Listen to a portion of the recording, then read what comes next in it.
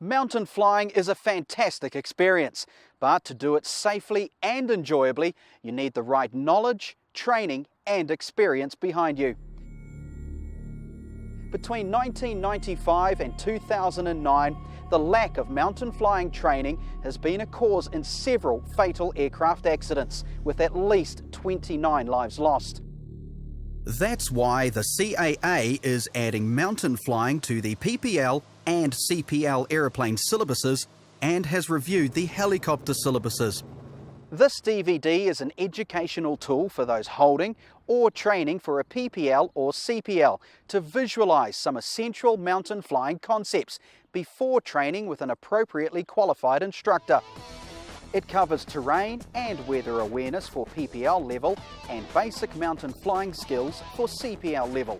It does not go into the advanced skills required of Part 135 operators who fly in mountainous environments all the time. With just under 60% of New Zealand's terrain considered mountainous, it's essential that all pilots learn, practice and develop their mountain flying skills. You don't have to be flying amongst snow-capped peaks to develop the skills you'll learn during your mountain flying training. The same principles can be applied to any terrain, no matter how high it is. All pilots understand that no paper manual can ever capture the full sensation of flight. And with that in mind, we've utilised multiple digital video cameras to give you the best possible look at some of New Zealand's most spectacular alpine flying in both helicopters and fixed-wing aircraft. We've also recruited two of the country's most experienced mountain flying instructors and are going to watch on as they share some of their knowledge with two young rookies.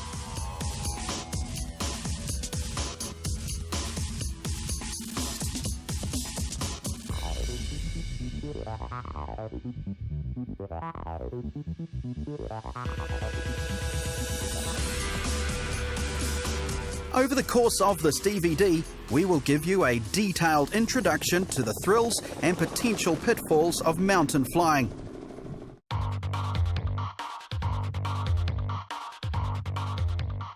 Wind is probably the most significant factor influencing your flight within any terrain.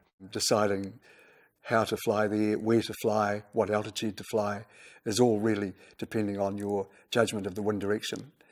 There is usually wind in any mountainous area. Assessing its strength and direction will help in planning your route for the smoothest ride. The shape of the terrain will dictate the wind's behaviour. It is useful to imagine the airflow as water. Think about how it would flow over the terrain, where it would accelerate through passes, divert along valley floors, or be forced over a ridge. Consider the angle at which the flow will strike obstacles. Visualising the flow of the air through terrain as if it were water significantly improves your understanding of how to anticipate what the wind is doing. If the terrain is very broken, you're obviously going to have quite rough wind. If you've got nice big round hilltops and you're working on the windward side, the wind will be nice and smooth. Turbulence occurs where flows either mix together, tumble over obstructions, or where the flows decelerate. Water flows around obstacles where possible, and only spills over the top when excessive volume prevents all of it from going around. Below 15 knots, the wind flow is generally predictable. Now notice how rugged the terrain is on the right that we're just passing over. In terms of airflow, what do you expect it to do? It should be smooth and upflowing on the southern side of that, and then more turbulent on the lee as it tumbles over those obstructions. Above 15 knots, the patterns alter and become more difficult to predict. While flight at higher altitudes is generally safer, it may not necessarily be more comfortable. The wind is likely to be stronger with altitude, and any up and down drafts or turbulence more severe. Rotors are areas of severe turbulence. They are large closed eddies that form in the lee of mountain ranges, usually under the crests of mountain waves. The wind within rotors could come from any direction, similar to eddies behind a boulder in a river.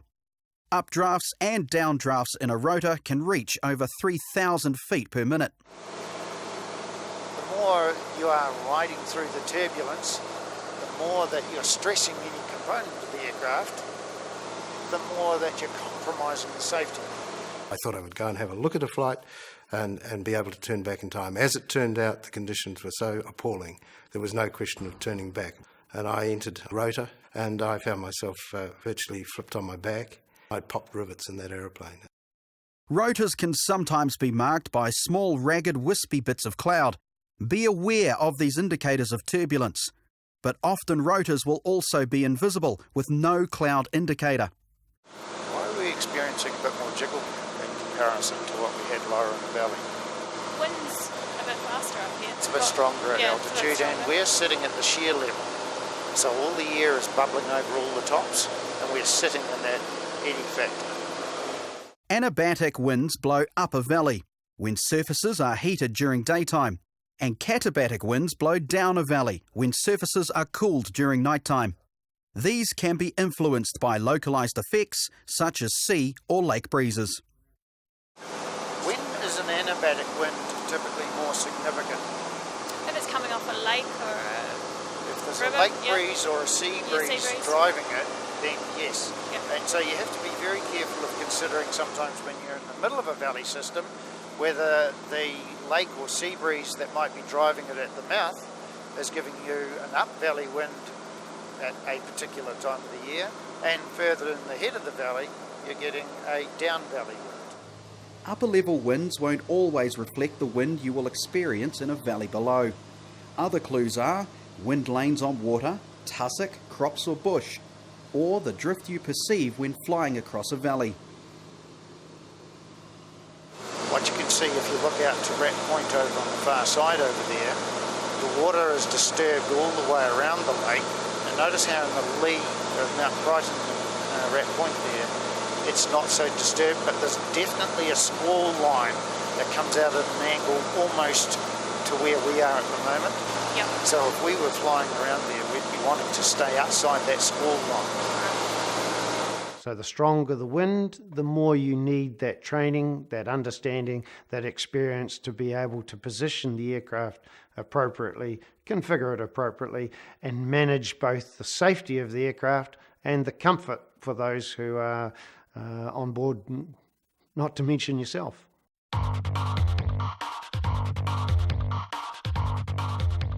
Well, I think situational awareness is everything in all aspects of flying, but particularly in mountain flying.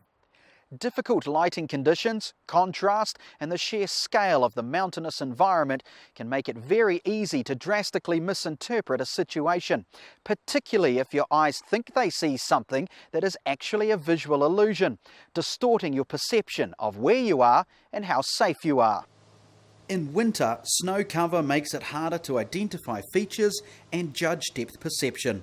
Glaciers, ridges and passes have less definition and are more uniform in appearance. The definition of where ridges are part of a foreground ridge or a background ridge is not that clear, is it? No, it's not. With it all being white, they all just merge in together. Exactly. So often the foreground can merge into the background, and so identifying what you're actually seeing and verifying it. Don't make assumptions. If it's covered by snow, you're not going to appreciate the actual contour of the terrain the same. The position of the sun can cause areas of deep shadow, especially in valleys, that can be impossible to see into. When flying from sunlight into shadow, it can be harder to maintain terrain clearance. If you come around a ridge or a spur and suddenly you're blinded by the sun in your face, judgment of where the terrain is, where other traffic might be, is non-existent. And here's the sun coming in your eyes. Notice how difficult it is with this bright out situation of determining how far away that terrain is, how shadowed it is because of the dark bush and the dark water. So planning your turn here in order to not compromise yourself with regard to that terrain. When the direct light shining on a large unbroken expanse of snow is reduced by an overcast sky, all trace of surface texture or shadows can be hidden. Hollows and snow-covered objects merge into a flattened white background, and any gradient can be disguised. The terrain itself can merge into the sky. It almost looks like there's a void ahead. So it's a case of being aware of how the different light conditions affect what you're going to see and factor that into your situational awareness. If at any stage you become unconfident of your visibility proceeding into terrain, it is wisest to adopt a poor visibility configuration while you assess your situation. Things have been starting to feel a bit busier potentially, haven't they? What do you think you can do? Going into the bad weather configuration will give me more time to... The poor visibility configuration, yes. The worst areas for visual illusions are those of total snow cover, such as the upper neve areas of glaciers.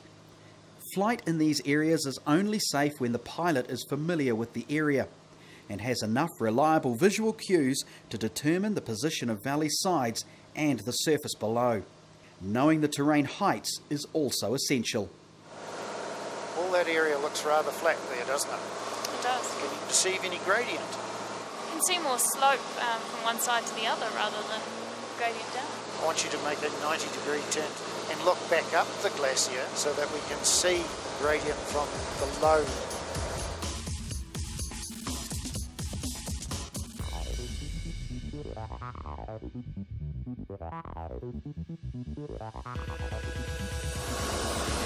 Oh, it's so evident from this angle. And see how intimidating it would be if we were lower than what we are now. We perceive we can climb up there, but the glacier is climbing at a vastly greater rate than the ability of the aircraft. The clarity of the air can also influence this judgment. You can misjudge the space available and the aircraft's inertia when calculating turn radius and the effects of speed, weight, configuration, wind, turbulence and visibility. You can see how the terrain with the clear air is quite intimidating in terms of its proximity. Absolutely.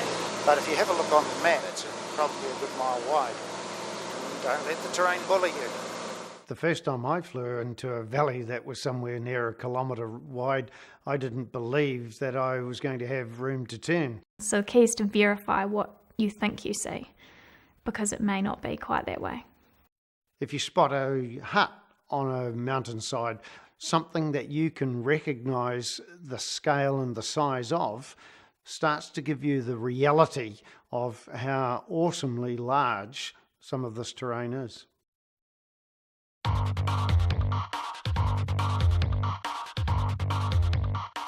The horizon is the line where the sky meets the sea. Without a defined horizon, it's difficult to maintain a consistent nose attitude. So, what do you do when the terrain or the weather prevents you from seeing the horizon? The horizon is probably the most important aspect in mountain flying, or should I say the lack of horizon is probably the most important thing.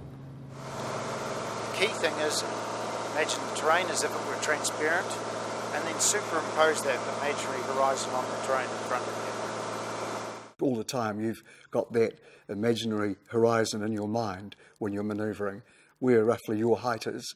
Whatever the manoeuvring, you need that reference to position the attitude of the aircraft and then be able to confirm that with the instruments. The lack of a visible horizon is a potential hazard, which can easily fool pilots into subtly raising the aircraft nose when flying up a valley with a gradual gradient. People find themselves being bullied by the terrain into raising their nose, losing airspeed, and if they don't become aware of it, the worst scenario is essentially stalling. If this goes unnoticed, you can end up with not enough height or space to recover. Look down below and see how close the terrain is there. It's about 600 or 700 feet below, and yet we started entering here at 2,000 feet, didn't we? We did. So it's a trap. If we're not aware, we can find rather late that our airspeed is washed off and we have a potential stall on our hands. A useful starting point in learning the skill of horizon awareness is to practice turning from a position where you can see the horizon to one where you can't. Now looking ahead and seeing where the real horizon there enters the land, continue taking that all the way around through the mountains, and draw that line for yourself there. Okay, roll the wings level. We'll just track a bit closer to the terrain, and we'll then make a turn to the right, where you've got this horizon that you've superimposed in as imaginary, and you're going to then intercept the real horizon and come back to intercepting the imaginary horizon, and see how accurately you've managed to achieve it. Okay. Commence a turn to the right.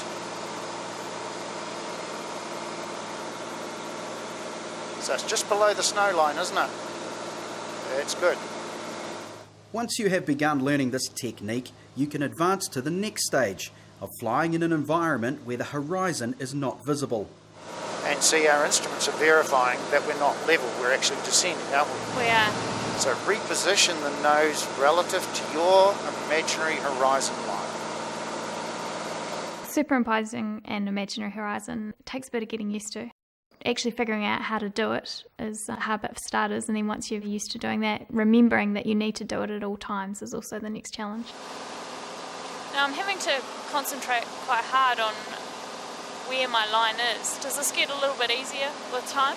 It typically takes the average person about 5 hours of practice to make that an instinctive identification of where the line is, and always know with confidence that's where you're going to position the nose attitude to. With more and more practice, it does get easier and easier. One of the things you can notice here at the moment, the bush is around about 3,000 feet just out here. That's typically the snow line, and it's at times when you don't have snow in the summertime, quite a good reference. Keep your eyes outside so that you can see and respond to any change in nose attitude straight away. You'll see this change in nose attitude well before the instruments will indicate it. The lag in the instruments means that the nose attitude will have changed by the time the instrument actually indicates it. Make sure the lookout is outside 90% of the time, and only verifying on the instruments 10% of the time.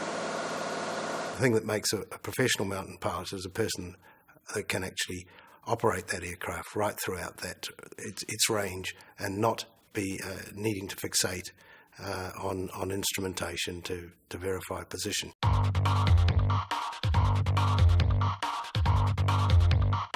And making your turns in this area here.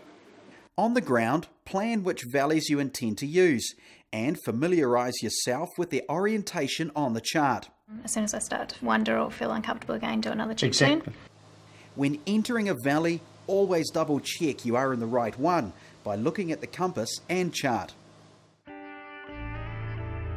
This simple check could have prevented several accidents where aircraft have mistakenly turned up narrow or dead-end valleys. It's a sensible policy not to fly up a valley that you haven't flown down before. When flying up a valley, make sure there's enough turn radius available to turn back if necessary.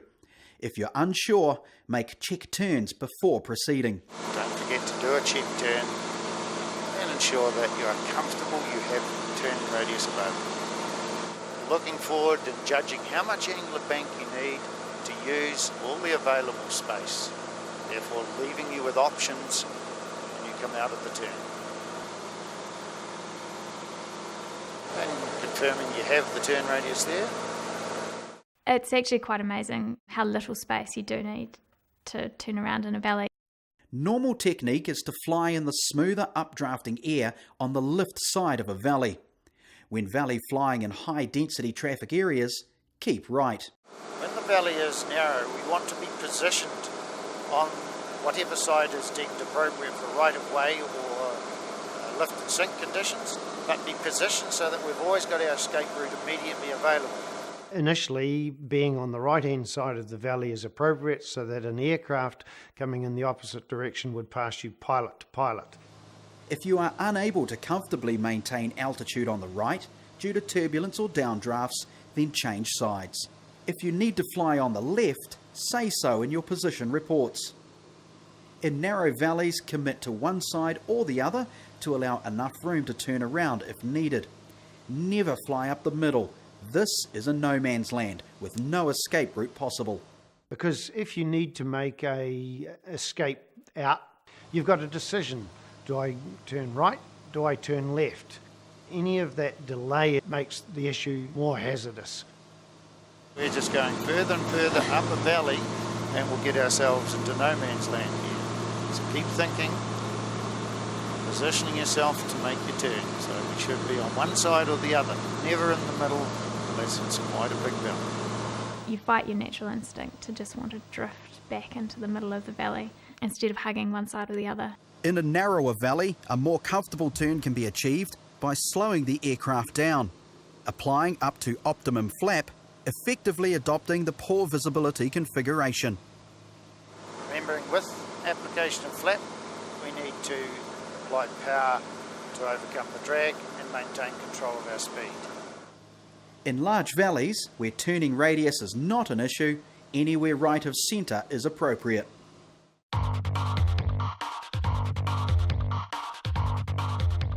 Contour flying requires you to bring together all of the physical aspects and intellectual concepts you will learn over the course of your mountain flying training. This exercise will test your ability to set the aircraft nose attitude to the imaginary horizon and your awareness of where the aircraft should be positioned in a valley. Be aware of space and your aircraft's position in that space. Make sure you always have enough manoeuvring space to turn back and position the aircraft so that you can see ahead. This will allow you to anticipate situations rather than react to them. What I would like you to do is to pick up a constant wingtip distance from the terrain on the right hand side here. Okay. And now coordinate your aileron, elevator, rudder and power to maintain this constant wingtip position, simply to experience the space that we have available, the inertia that we have, and positioning where this imaginary horizon lies and keeping our nose attitude referenced to that. Fly a constant altitude to recognise any change in the gradient of the valley floor. A useful exercise is to descend down a valley, maintaining a constant height above the valley floor, and note the VSI descent rate. I want you to roll out on the appropriate side and follow the valley gradient down. It's got quite a significant gradient. If we were trying to climb up this valley, that begs the question, what training aircraft is going to manage that rate of climb? Because we're descending at about 1,200 feet a minute at the moment and we're not keeping up with the rate that the valley is descending, are we? Always maintain a situational awareness of your escape options and monitor their continued viability. Your escape options could be a turn back in the direction you have come using an alternative pass, or climbing out of the valley you are in. Don't rely on aircraft performance to get you out of trouble. Be aware of the limitations of your lookout and how to overcome them.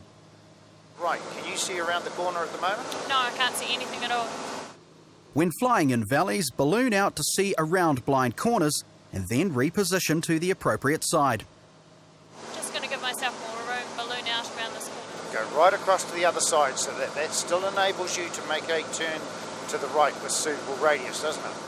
Always fly in such a way that you've got a good forward view of things, both weather-wise and of other traffic. Traffic will be difficult to see if the aircraft's colour scheme does not contrast with the background. If you become disoriented, remember that downstream leads to bigger rivers, lakes and possibly roads that will help you work out where you are. We should be able to shortly find some reference, whether it be the lake or getting to a coastline where we've got roads and towns and so on to help us reorient.